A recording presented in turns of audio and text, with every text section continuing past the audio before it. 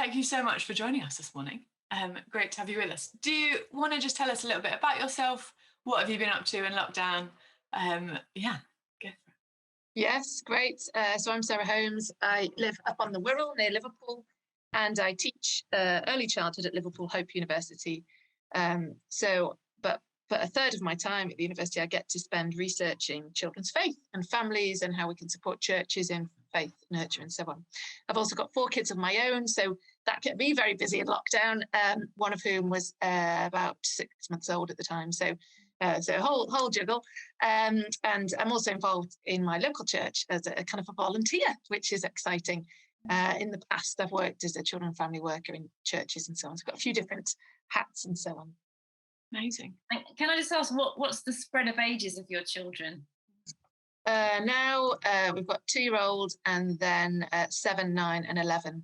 So just about to get into year 7 and secondary school territory from September. So, yeah.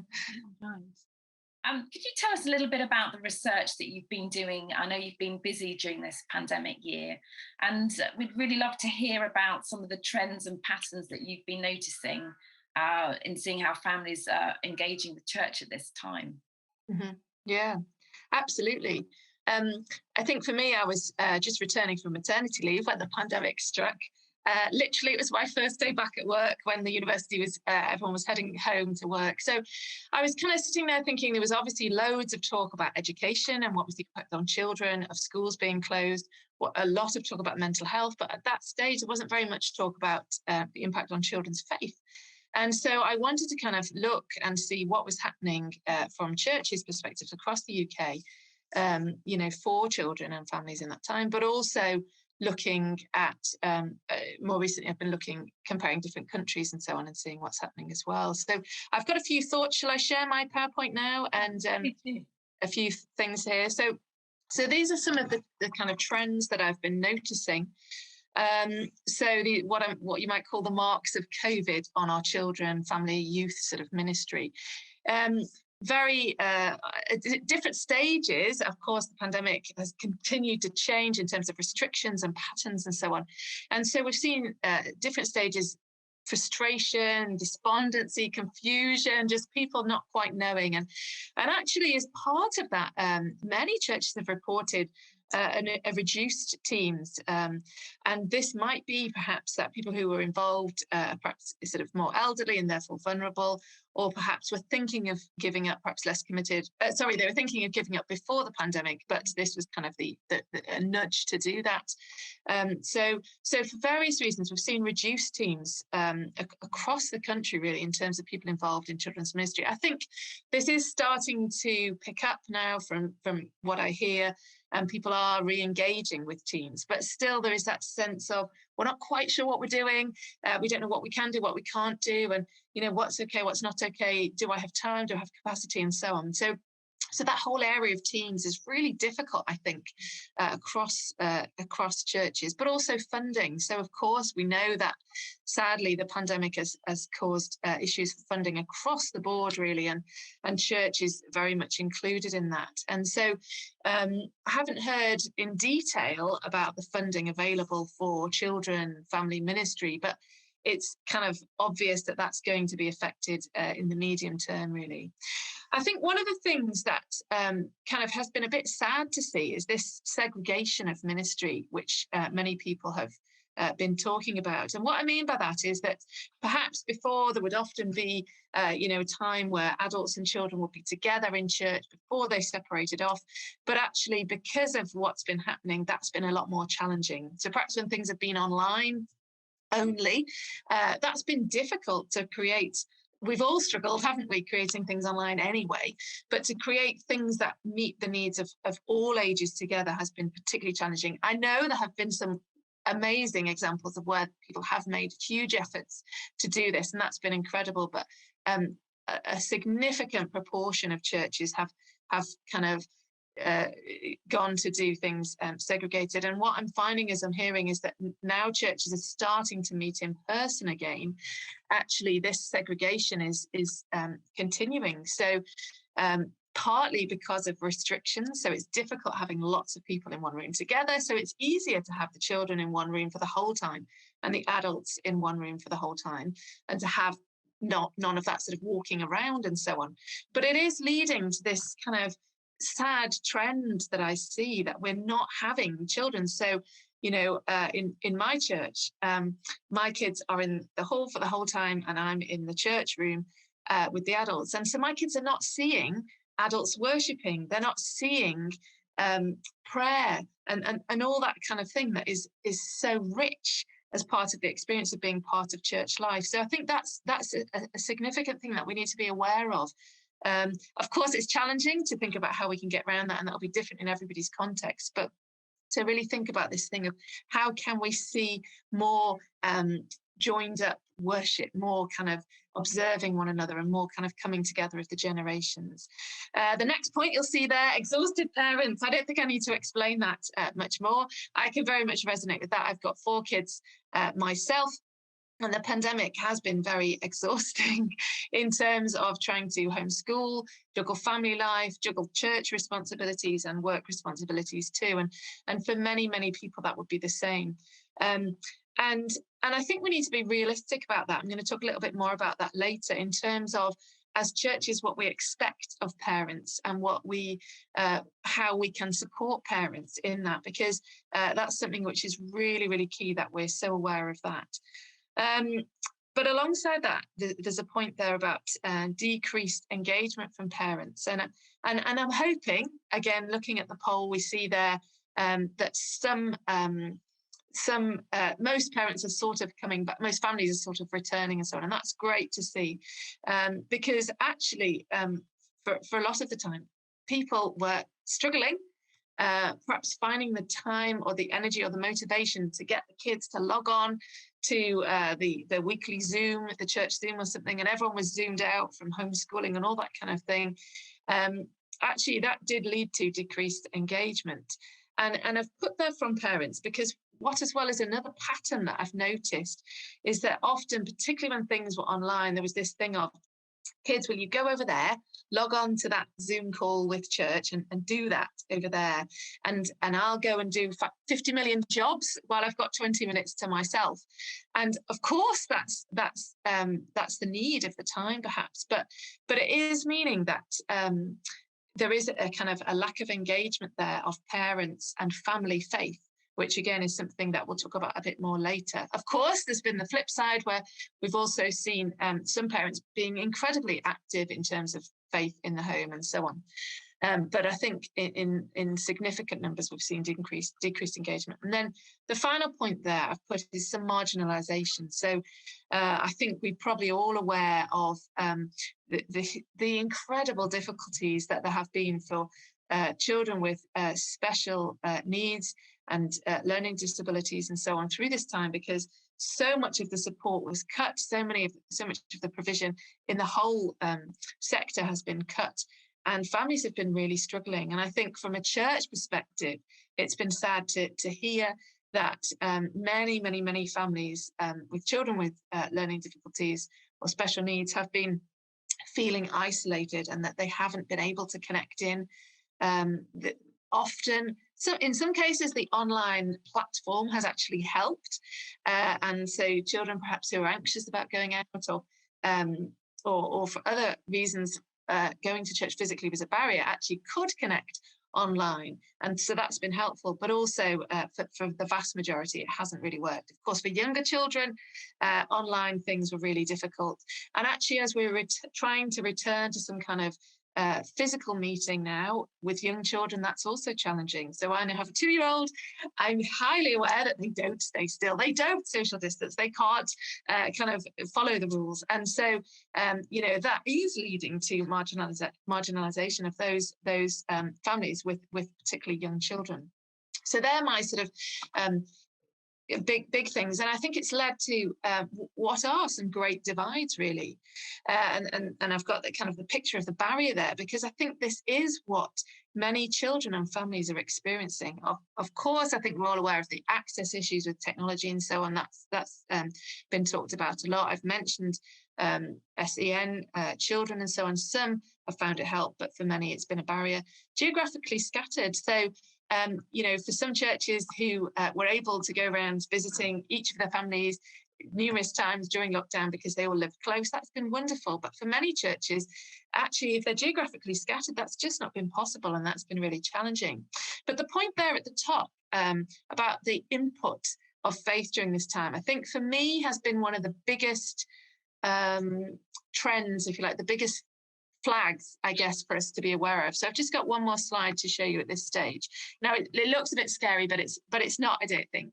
So this was me trying to work out in a picture, because I like diagrams, what has this experience been like for children? And so in this first scenario here, we see that there's been a little bit or very little family faith input. So God perhaps hasn't been mentioned at all during this 18 months in the family home. Perhaps children haven't really seen their parents praying, or they haven't really talked about the Bible. Church discipleship perhaps has been very, very limited as well, because perhaps the kids haven't really attended Zoom services. Perhaps they weren't able to access when face-to-face started again. And in terms of faith role models, perhaps those children also didn't really have faith role models actively around in their life. And so we see there that the impact of that is that the child's individual faith hasn't really grown very much. And there's various other scenarios here. But if I flick to scenario 4 here, where we're actually seeing great input in all of those areas. So there has been significant support for the child's faith in the home. There has been significant input in terms of church discipleship. So the child has been engaging with church and so on, and the child has had some kind of excellent and rich role models of faith. And that has led to a really rich and significant growth of the child's faith. Of course, there's all sorts of parameters and arrangements. Children will have had different experiences.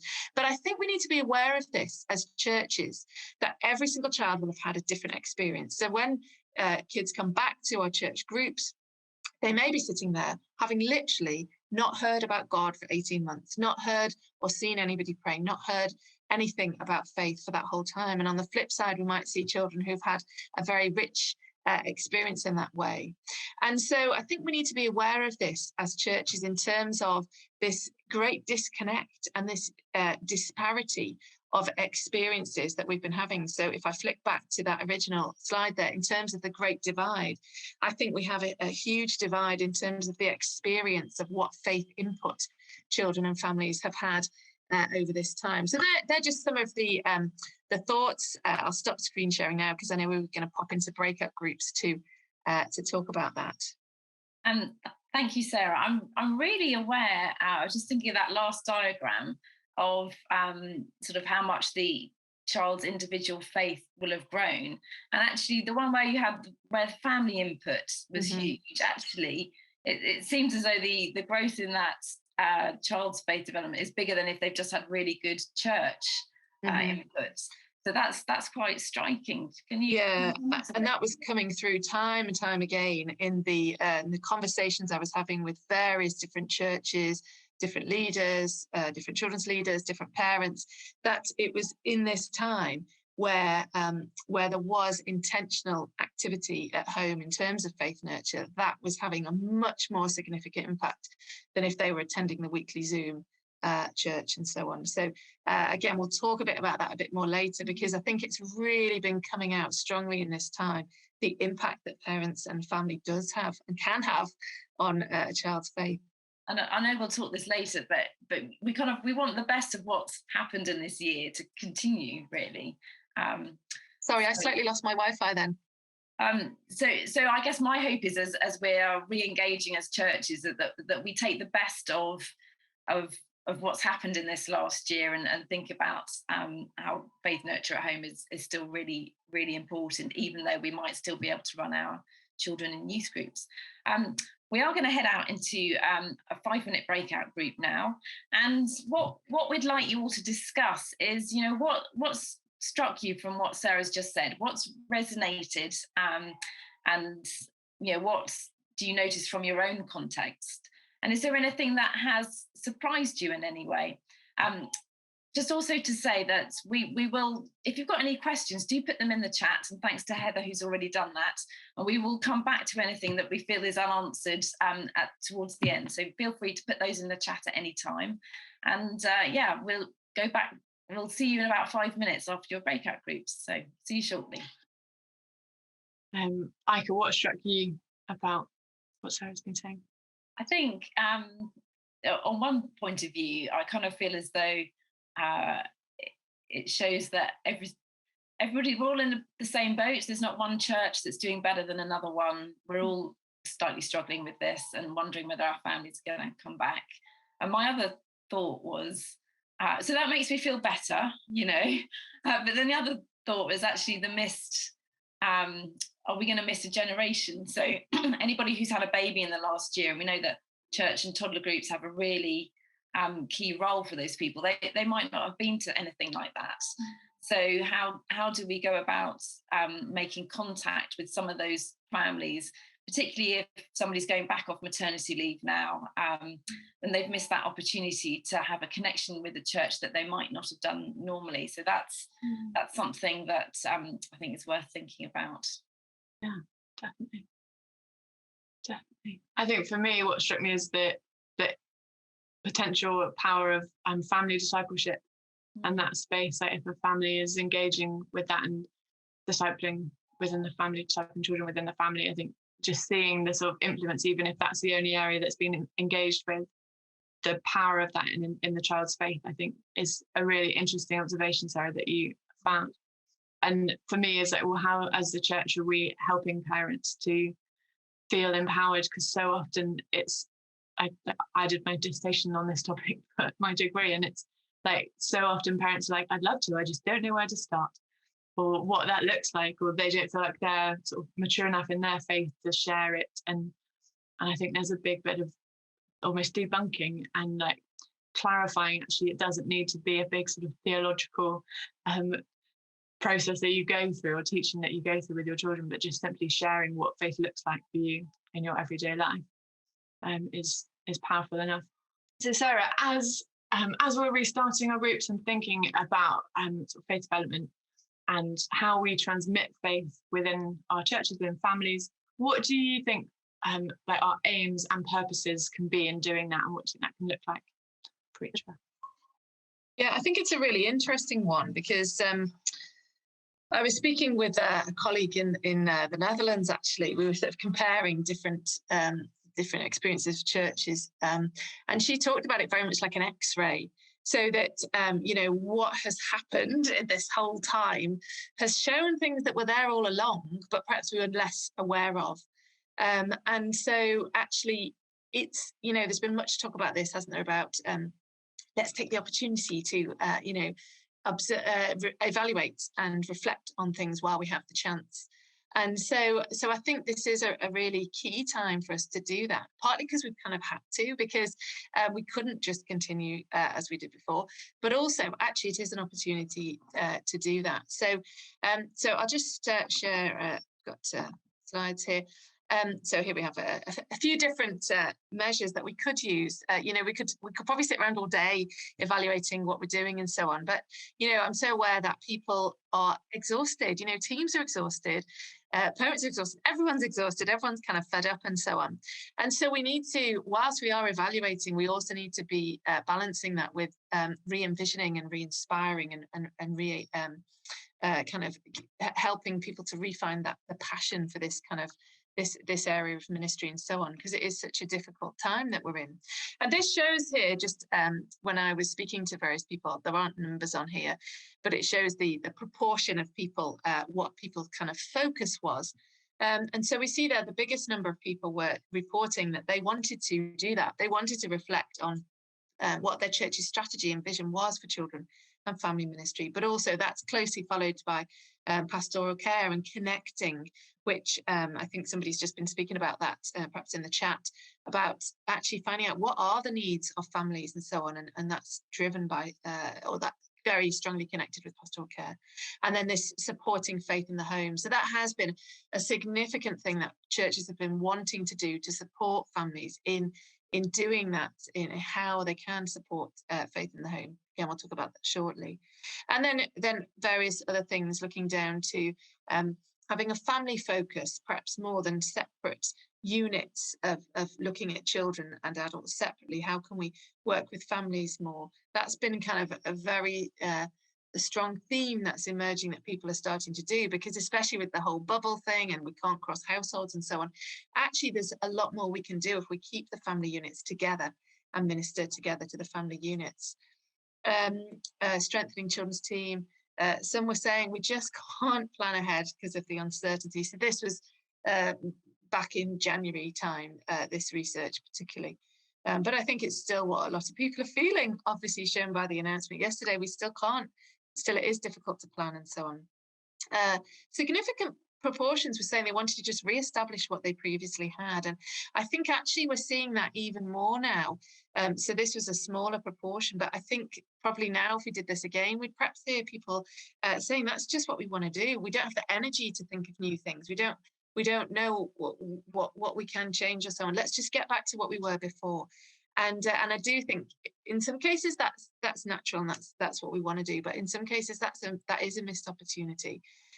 Supporting parents in daily life and connecting with fringe families. Now, fringe families, I think, is a huge area which has been really difficult to connect with in this time. Many churches reported that they didn't really have contact details, particularly for people like toddler groups, often perhaps where they sort of drop in, didn't keep contact details and so on. And so it's been really difficult to connect with those families in this time, and we've just lost touch. So I think maintaining connection with fringe families, it was interesting that only a small number of churches were actively trying to do that in that deep lockdown time.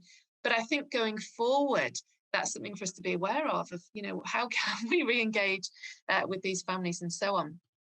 So here are a few of my thoughts as we perhaps sit here and think about what are our aims and what can we do and so on. So children don't sit still, children are curious. And I think that with all of these restrictions and so on, perhaps we've forgotten that. And so we've done this sort of, let's sit and do the Zoom and so on, or let's get children to sit. So I've seen many examples now where churches are returning to physical meeting of children's settings, but they have to stay sitting in their own section, in their own area. So obviously to maintain the distancing and so on. But how can we also remember that children do need to move about, and actually children engage so much better when they're kind of active and so on, and they are curious, they're wanting to explore and discover, and what is our aim and our purpose. And I think this is a hugely important one, Katie, I can't remember who said this, what is our aim? What are we trying to do? Because I think it's closely connected with what kind of faith are we wanting for these children to have? What kind of experience are we wanting them to have in these things that we're doing? Because are we wanting them to just be able to recite the Bible to us, and to learn all about the Bible stories and regurgitate them?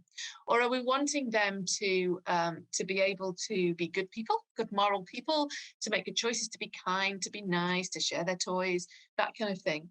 Or are we wanting them to be active in their prayer life?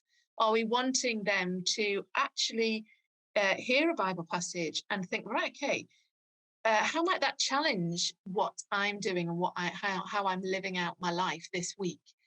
And so I do think we need to be quite targeted in what we're doing, rather than just simply saying, okay, let's get the book out again. We've got these 52 weeks to fill. We've got this program here. Okay, and we'll just kind of go back to the beginning and start going through. But actually to think, hang on a minute, is that actually what our aim is? What kind of faith we're wanting in the children? Are we actually challenging them in getting these biblical truths into their life and their prayer life and so on? And so the last point there, what kind of faith are we fostering? But also, what role do the children have to play as part of this? And I do think that within this, it's really important that we think of this. So we talk a lot in the early childhood sector about child-initiated play, child-initiated learning, and so on. And so a child, I don't know, let's think of a 3 or 4 year old. There's no point me saying, okay, come and read this extensive book of poetry. Why are you not reading it? What's the problem? Well, that's not where they're at. However, if they pick up a book about a building site and diggers and all that kind of thing and bring it to me, then I know, okay, this is something that interests them. So perhaps what could we do to explore this area a little bit more? And so therefore, from a faith perspective, how could we kind of translate this across? So perhaps a child who is 3 or 4, a child who's 7 or 8 or 11 or whatever age we're thinking, what are they interested in? Let's not just say, okay, we've got this program. Okay, we're going to start in Genesis. We're going to go all the way through the Old Testament. Because is that actually kind of what they need at this time? Is that actually where their faith is at? Or can we ask them, okay, kids, what kind of topics do you think would be interesting to talk about? Do you want to talk about prayer? Do you want to talk about, compassion and caring for those in our community? Do you want to talk about how we can talk about Jesus to our friends? Or what? So really thinking about what is the role that children have to play. And we'll talk about that a little bit more further on. But I think it's really important that we think about the needs of the children. And so here I've got, listen to the needs, listen to these, listen to these, and then seek to meet those needs. And again, I think kind of a symptom of all that we've been experiencing is that in kind of panic, we just kind of, as churches, we've just been doing whatever we could as an automatic and perhaps instinctive kind of thing. Right, let's get the book out. Let's go through the Old Testament. Let's go through parables. And we're kind of picking out these things that we've done before. But what are their needs spiritually at this time? And I say that, what are their spiritual needs, very deliberately, because sometimes I think as churches, we are so keen, we want to have a really fun time. Let's do lots of games. Let's do lots of, icebreaker things and all this sort of thing. And that's great. But actually, children can play games in lots of other settings. Children can do those things elsewhere. But what are their spiritual needs? And I think with that, also thinking about people. Here we are. It's not about the program, it's about the people. And I so strongly believe that this is what makes this like the USP, the unique selling point of church, is that we have people. We have people who care. We have people of all different ages. We have role models of faith for our kids and for our families too, for our parents to see these role models of faith. And so I really kind of find it tricky when we hear about churches just going back to doing the program. And there was somebody who made this point in the chat earlier on. How do we re-engage with things when actually there is separation? And how do we stop people just from going back to the program? I think it's about people. I think we say, okay, we don't need to have a completely polished, perfect curriculum to share with our kids every week. We don't have to have perhaps, if I think back to how many hours of my life I've spent cutting out circles or something for craft activities, and actually, has that actually impacted children spiritually? Possibly, but probably not a huge amount. But if I think about how many times I've sat and had a conversation with children or with parents as well about, this is what God's been challenging me about, or this is what God's been encouraging me about, or how are you doing? What can I pray for you? Actually, those moments actually have been probably a lot more powerful and a lot more impactful on children's faith and so on. So I think this point here is not about the program, it's about the people, is a huge point that we need to be thinking about as we're evaluating what we're doing and so on. And then thinking also, I've said already about child-led ethos. And I don't mean here, let's, get the kids up to teach us all and everything, because, there is a balance. We do have things that, that children are needing and wanting to learn, but also we need to hear what is it that they're wanting to learn, and to have that kind of child-led approach. What are we basing our curriculums, our activities and so on? And building bridges. So again, back to a comment in the chat there. People are used to separated ministries now. People are used to having the kids in one room, the adults in another. And this is something that a few of the participants in the research said to me, actually, there's perhaps a problem here, because adults now are used to a very sanitized, quiet, calm, worshipping experience. They're not used to now a 3-year-old running through shouting, or somebody crying at the back, or children walking through, or whatever. And that is a challenge. And so how do we, there was this question in the chat, how do we get back to that? How do we see those boundaries built, having bridges built across and so on? Well, I think it's this thing of returning to people. And, how can we, in our own churches, it'll all be in different ways, but things like even buddying up families, or, there were some things I heard about, getting children to write notes or little prayer cards or things, and giving them to the older generations within the church, and vice versa, getting some of those older generations, many of whom have lots of time and could just send little notes or messages encouraging. But let's try and do it from a faith perspective as well, not just, here's a nice note, you're a nice person, but here's a Bible verse that really challenged me, or here's a Bible verse to encourage you, or what can I pray for you for? How can we encourage children? There's been perhaps prayer messages sent around churches, things that need prayer for. How can we involve children in that as well, so that children feel that their prayer life is valued and is part of it, and is part of church life? Also, things like, perhaps not just thinking about the Sunday context. Let's say the actual, 10:30 on a Sunday, we've got an hour. What can we do? But are there things that we can do outside of that, in the week or on Saturdays, whatever, so that perhaps we can try and break down some of these boundaries? Of course, we have restrictions, but are there just even going for walks together, or that kind of thing? How can we break down some of those boundaries? But I think there needs to be intentionality about it. So we can't just say, well, hopefully one day we'll have children and families together again, but actually saying, right, we need to think in our context, what are the 2 or 3 little things that we can do? It doesn't need to be totally changing everything about, but what are the few little things that we can do in our setting that will work to deliberately mix up those ages? And perhaps, one thing I've heard that's working really well, if we're having children and adults in different rooms, could we even just have children recording some prayers, and that's played into the adult service, or adults recording something and that's played in? Or even could they join together? This technology thing that we have, could we have 5 or 10 minutes of the service which is live streamed to each other, and that we can have some kind of act of worship together? So those sorts of things suddenly transforms it, because children can see adults worshipping, children can see faith lived out, and so on.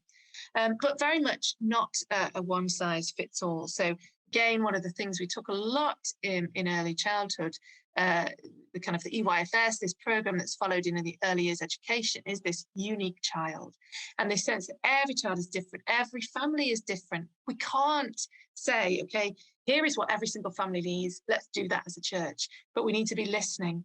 And and I think alongside that, to be kind of working with parents, and so I'll pop that up there actually, because I think there's a huge disconnect.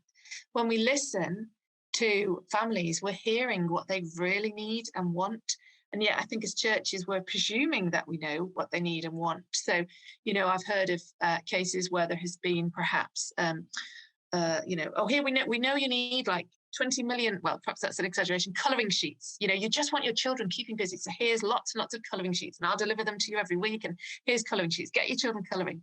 But actually, perhaps not everybody likes colouring. Perhaps there is perception that people want to be separate from their kids. But actually, if we listen, we hear that they don't want to be separate. Some may want to be, and all that kind of thing. And so we need to be listening. But also very much this point, and I think somebody was saying this in the chat, about how we help parents to see, I can't remember exactly what was said, it was about how we help parents to realise that actually it's not just about the Sunday thing, but about throughout the week and so on, and how we equip and empower Christian parents. I was talking about this just this week with a local church, because many Christian parents don't even comprehend that they've got anything to do with this. We have this notion that we take our kids to school to learn, and then they come home to play. Maybe they do half an hour of homework, but actually, if we can get away with that, we perhaps don't bother. But I think in the same way we perpetuate this in our churches, that they come to church, they go in the other room to have the magic happen, and there's something special goes on in that room that sorts them out spiritually, and then we go home for the rest of the week.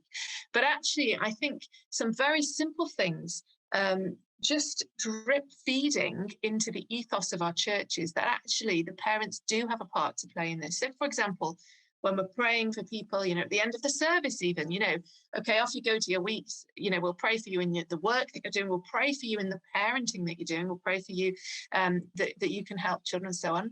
Perhaps even mentioning every now and then in sermons, here's a thing you could try with your kids at home.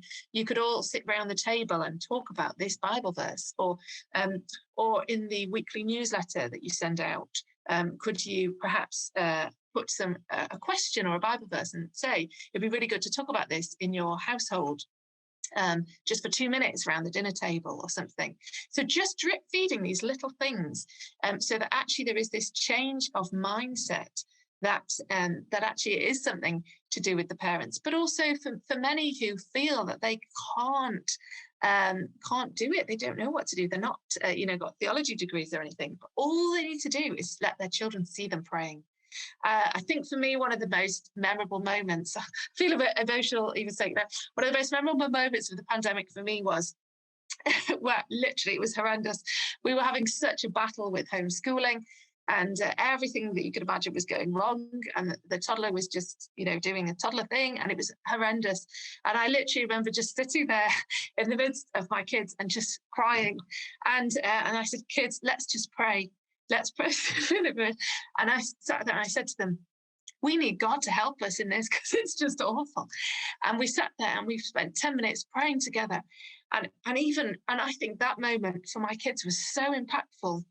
And I reminded them of that, and I said in weeks ahead and even months ahead, I said, do you remember that moment was horrendous?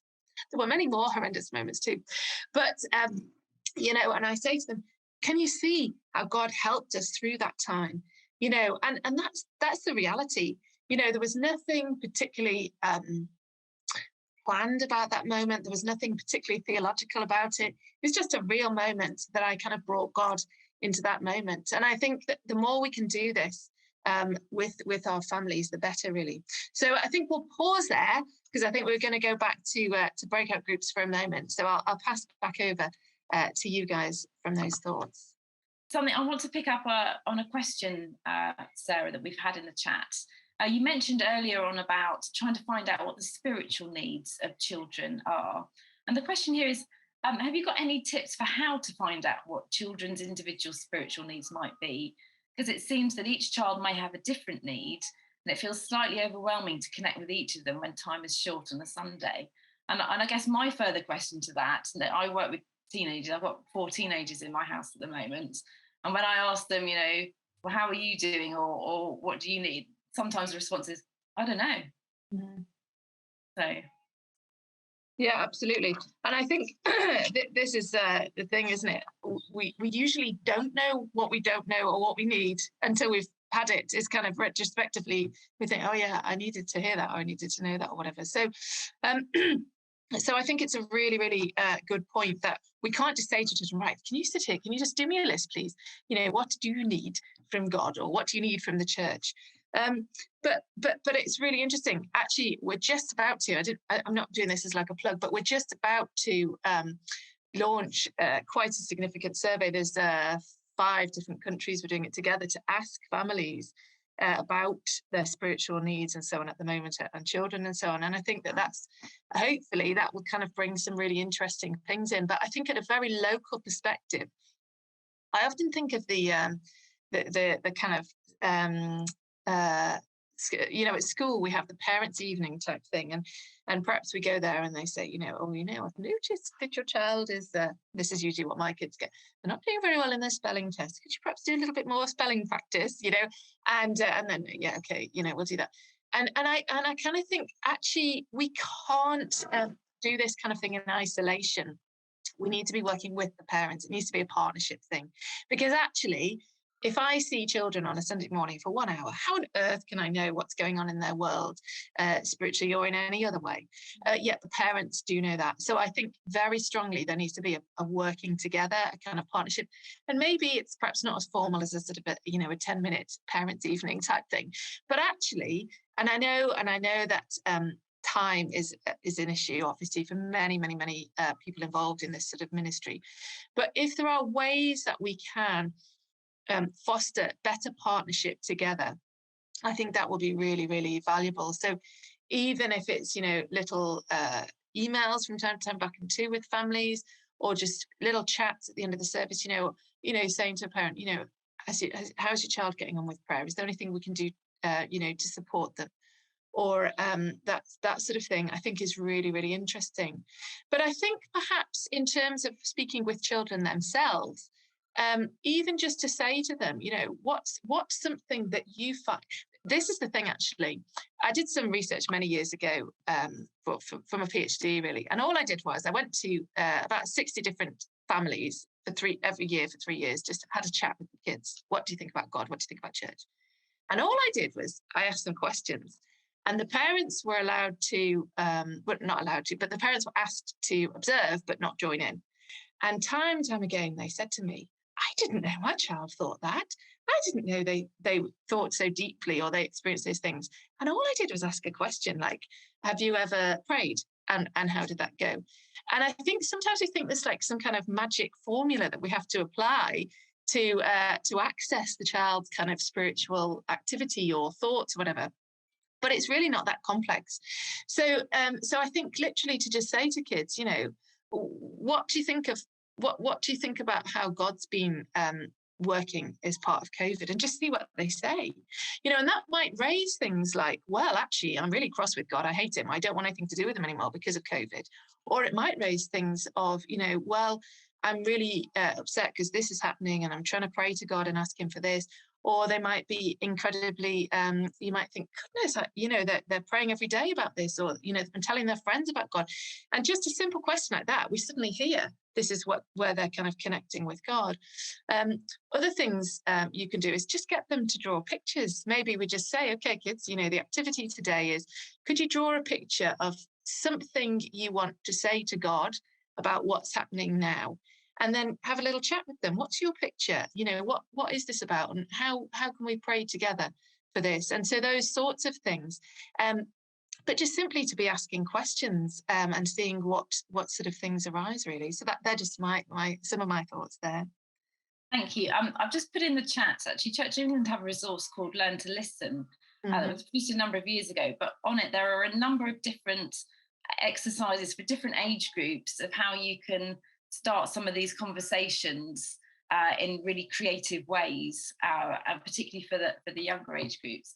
I mean, I know when time is short and if you've got a group of sort of 10 children, a really easy one that I've done is a would you rather game. And it's like, would you rather pray out loud, you run to that side, or pray in your head? And you can, the younger kids are really quite open, and you can judge from your group quite quickly some of their sort of preferences for when you're in the group, which you can then follow up with parents or with individuals a bit later. So would you rather read the Bible or watch a Bible story on YouTube, and just little things like that to help you steer the group. So yeah. Or even, just say to kids, what questions would you like to ask God? Things like that. You'd be amazed what comes out. Just, and something which I've observed, there's a guy who's doing online webinars that once a month that my kids quite like to watch, and he does the whole thing. And at the end, he says, any questions, type them in the chat. And my kids love it. And they put all these questions, and all the other kids that are engaging do. And I think we sometimes underestimate the questions that kids have, and they're really profound sometimes. Sometimes they're really, simple, like, what do you want for lunch, or what's your favorite food? But sometimes they're like, why does God allow suffering, and these kind of things. So sometimes they're hard, and that's okay. And we could say, let's come back to that next week, and we'll give it some thought. But actually, for kids to have the opportunity to ask those questions is very revealing in terms of where they're at and where we need to be pointing our programs. And like you say, the would you rather type thing is a very quick way to do that, or kind of unpack it a bit more and so on. But yeah, kids have so much going on in their heads that it's not that tricky to access just with a few thoughts like that. Yeah. So we're just now sort of final few minutes of discussion here. We were wondering, how do you see the role of children in the process of re-engaging families, and what does working with the whole family look like? Have you got some thoughts that you could share on that, please? Yeah, and I think it's so important that we do consider this, because in many other sectors that work with children or families, actually they pay huge heed to what the needs of the child are.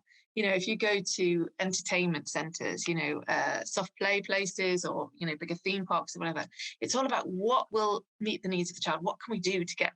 Often it's more money, but what do the kids want? Because we want to keep them here longer and that kind of thing. We want them to want to come back. But sometimes as churches, we don't necessarily do that. We kind of think, what's the bare minimum we can get away with to get through this moment? And so here, I've just got a few thoughts, a few questions perhaps that we could ask, and I'll share those here. So why do they come to church? Why are children coming to our church? Or perhaps why are they not coming? How do they feel when they arrive? And I think these are perhaps some questions that would be good to discuss as kind of leadership teams, PCCs, those sorts of things. What actually, let's be really evaluative, if that's a word, and think about what is a child's experience? What is a family's experience when they come to church? So I have to confess, I arrived at church this Sunday for the first time taking my 2-year-old since all of this COVID. And the person on the door said to me, "Oh, welcome. You can relax now you're here." And I thought, no, I can't. Actually, this is probably one of the most stressful moments of my week, because I've got to now entertain my 2-year-old. You can't move because of social distancing and so on. I've got an hour and a half, to try and do that. And actually, that's the reality of many families. And so we need to be thinking about that. We need to be, really aware. What are they experiencing? How does it feel? Does it feel like they have to sit there still? Does it feel to them like everybody's staring at them if their child cries? Even if that doesn't happen, how can we really think about that, what it feels like for children and families? I think one of the things that I come back to time and time again is this thing that if families get into the pattern and the habit of attending church or being involved in church in whatever way that might be when their child is young, so when they're like 1 or 2 years old, that pattern will probably be very, very embedded. But if people think, oh, you know what, Sundays are a chance for me to have my lie-in, or, go and meet my friend or visit family or whatever, that pattern will become embedded. And they're very, very unlikely, I think, from 3 years old, once their family ethos and pattern and habits are developed, they're very unlikely at that point to then suddenly think, oh, you know what, I've been having lovely Sunday mornings, but I'm going to now change all that and I'll start going to church. That's very unlikely to happen. And yet, to attend church with a very young child is a very difficult experience often. So what can we do to help people in that way in our settings, just to make it feel easier, to make them feel valued when they arrive, to make them feel they can relax and we will help them and we don't mind if there's a bit of noise. But also thinking of older children and young people too. What role do they have in church? Why do they come? Are they coming because they're made to, or are they coming because they want to? And what is making them want to come? And I do think this thing about having a role. So, we've heard about times when children perhaps come and, read the Bible reading for the day, or perhaps come and get involved in the prayers, or perhaps help on welcome on the door. Yes, these things are a bit tricky because of COVID, but not insurmountable. I think that we can easily get around these things. Perhaps do children have a role for, even contributing to the weekly news sheet or something? Could they give a thought for the day or something like that on there? But also, what is the child's voice in the church?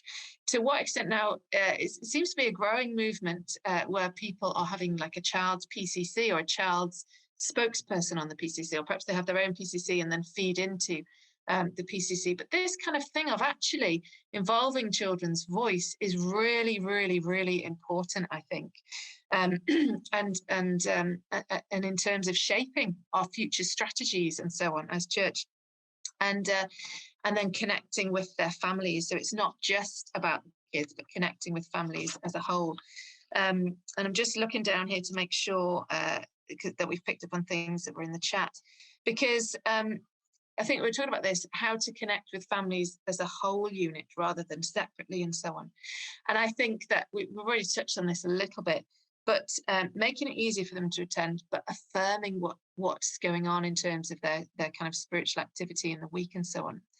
And my kind of one thing I think is very powerful. So when I was speaking before about difficult moments, and we pray in those moments, but actually helping people to go back and recall and say, you know what, God's been here with that. And so I haven't done this yet, but one of the things that I've been pondering doing is because I know that somebody said in the comments section, how do we start to reconnect with families and so on? Perhaps put on a one-off event, to help parents to help families as a whole unit to reflect on everything that's been going on. And I'm kind of thinking, for example, of having, people attend in family groups. They sit on their own table as a family group so that they're in that thing.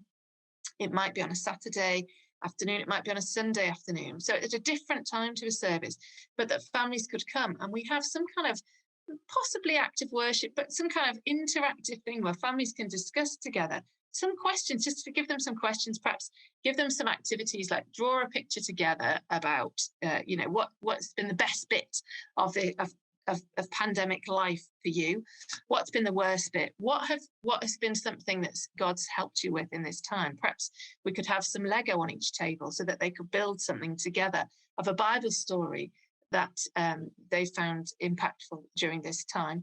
And in that way, what we're doing is we're inviting families back into church and saying, you're welcome here, come and join us again. But also we're trying to help people to reflect back and to see how God has been working in their lives and so on, and to therefore then discuss that as a family, so that suddenly kids, even if they haven't been discussing that in their home, suddenly they're hearing their parents labeling those things and remembering them back. And one of the passages that I really find quite inspiring is in Joshua, where God stopped the River Jordan from flowing. And then they made this monument. They got the stones out of the river and they put the big monument, and they said, we have this monument to remember all that God has done for us. So, I wonder at this time of the pandemic, if in some way, perhaps an event like I've just described, or in some other way, how can we help families in our churches to have that marker point and to say, right, this is all that's happened in the last 18 months or whatever. How can we see the marks of God working throughout that? And to kind of have that as like a label or a monument or like a memory kind of for families to connect with together, I think is really powerful. And so I'm very aware of time. So just one final thought here. This, I don't know if people are aware of this document. Chris Whitty mentioned it in one of the briefings a few months ago. The British Academy basically came together to look at what are the impacts of COVID on society generally, not just the kind of medical impact. And this is a quote which I find really inspiring for us as the church. History shows that pandemics and other crises can be catalysts to rebuild society in new ways. But this requires vision and interconnectivity between policy makers at regional, local and national levels. And it really struck me as a church, actually, this is an exciting opportunity, but it's one that we need to be very intentional about connecting together and about kind of policy making. And so these are some thoughts that I'm just going to kind of throw out and kind of possibly not to really talk very much about. But I think we need to be very intentional. I think we need to be looking at our policies, looking at our strategies and saying, how do we need to be reshaping some of this? And, in terms of, I think there's been various comments in the chat there about how do we do this? For people, perhaps leadership teams who are not sure what to do, perhaps for people who now are used to the adult way of being in church without kids and so on. And I often think about my experiences of decorating at home, because for many, many years, me and my husband have argued, not in a very Christian way, about how we'll decorate the house. And every time we come to do a room, we have this conversation. I say, what about this wallpaper? No, I don't like it. What about this one? No, I don't like it. What about this one? Don't like it. And he literally doesn't like any of it. And then we always come to the point where I say, right, I'm just going to do this one. He goes, oh, all right then. And we do it and he loves it. And now we've come to the place in our marriage where basically he says, you know what, I just can't visualize it. Just kind of do it. And then he always likes it afterwards. It's all good. But I think that's often what happens in our churches, is that it's really difficult to envision what it could be like. And so for those of us who are involved in this sort of sector, this kind of leadership, it's somehow painting a picture of what it could be like. What could it be like to have our children involved? I'll just stop the screen share there. What could it be like to have our children involved in the PCC? What could it be like to have children more involved in our services? What could it be like for families to find it easy to attend on a Sunday? What could it be like? And to paint these pictures and to share these visions with people. I think that's pretty much one of the most powerful things that we can do. So I'll leave that thought with you there. Thank you, Sarah. Because of time, we're not going to go into our last breakout group. We think we're going to just jump into the Q&A now. But Levi has already put the question in the chat about what one thing are you taking away from this session, and how will it shape you and what you're doing in your families, in your community. So I still want you to think about that, everybody. Think about what's the one thing you are going to take away. Sarah, I just wanted to pick up on, you mentioned doing like an event and having families there to reflect on the last year. I think that's a fantastic idea. I think some of the beauty of that is then having families hear the stories of other families at that time and what their picture looked like as well. And that will help with those sort of reconnecting with each other, because we don't know whether families have, some of them will have friendships outside of church, but not all of them will be. So that's another way that families can reconnect with each other, by hearing their God story from this last year as well. So I think that's really great. Katie, have you got any reflections? Yeah, I think it always just strikes me, it's probably just because I'm passionate about this area, but how we can empower parents. And I really love your idea of like gathering families around the table and having that conversation of going, what have you seen God do in the last year? How have you experienced God's goodness in your family? And I think creating that space in a church context can then give parents tools to do that in the home. And I think that's something that I feel like we can do well in the church, is create these spaces that then give parents tools that can be very easily and simply translated into the home. How to ask questions, what does that look like with our children? And again, allowing kids to hear parents' answers. So I think it's also going to parents, you can answer these questions too. And actually you answering them and you giving your children sort of a frame or picture onto how your relationship with God is going to help them understand what faith looks like and how we can how God is part of our everyday life. So absolutely, and that would inspire other parents too. Those who are perhaps struggling a bit, to hear those things could be really inspiring too. Yeah, definitely. If I'd love to hear, final questions, please do put them in the chat now, and we can ask them to Sarah. Got time for one or two questions, so do put them in the chat. Whilst you're typing away, hopefully. Just want to say, Sarah, you mentioned about hearing the voice of young people in those different settings. In Southwark Diocese, we've started youth forums in our different episcopal areas. And in fact, we've got 2 happening this Saturday afternoon for the Woolwich area and one for the Croydon area. We've already held the one in the Kingston area, but we're asking the young people about their views on the climate crisis and the response of the church. There's still time for young people to sign up. Do email Kelly if you've got young people that might be interested on that. But what we're doing as a diocese is we want to model what we hope happens at parish level. So we make a video from our Zoom discussion, and that's now being shown in our diocesan synod. So we kind of we realise that young people probably wouldn't want to sit through a synod meeting, but we're trying to get their voice in a way that is useful, and we're hoping that churches will start to listen to their young people. We've also got a toolkit available. I'm just popping that in the chat now, that you can download off our website. And there are different booklets, and one of them is about decision making and inclusion. So if your church is trying to think through, well, how do we hear the voice of young people a bit more, maybe pick up that booklet and have a look through, and there's some helpful questions for you to think through how that could be in your setting. We've also got a booklet on starting out, so if you're trying to set your vision, that sort of thing, that would be something that you can do. I think we've got a question here. Katie, do you want to read that one out from Jen? Yeah, well, just her reflections. Good to hear what you're taking away. Like, if you want to put your answer to that last question that Levi put in the chat, I'd also encourage you to go and tell somebody that you work with, whether it's your church leader or one of your volunteers, like, what is it that you're taking from this space, and be held accountable. If you share it with someone, then it is probably going to help you actually do it. But yeah, Jen, great to hear.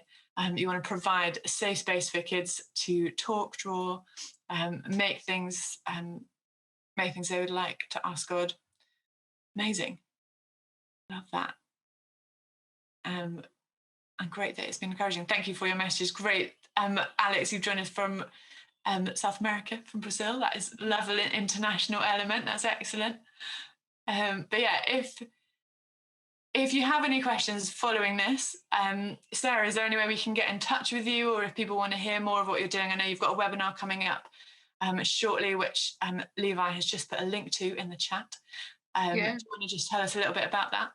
Yeah, I mean, that's the website. It's not a very good website, but it's just my little way of keeping in touch with people. So feel free to contact me via that. But yes, one thing which has really been coming out strongly is this thing of, what do people really think about children's faith, how valuable it is and so on, because that impacts them, how they do things, and that's in the family context or the church context. So Howard Worsley, who many of you will know, he was my PhD supervisor, and we've just had so many exciting, stimulating conversations about this kind of thing over the years. So I said to him, let's get together and do a conversation there. So I think that'll be really fascinating.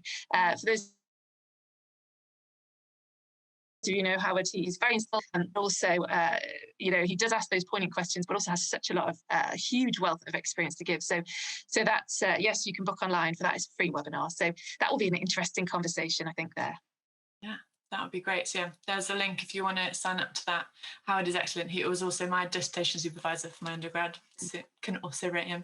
Yeah.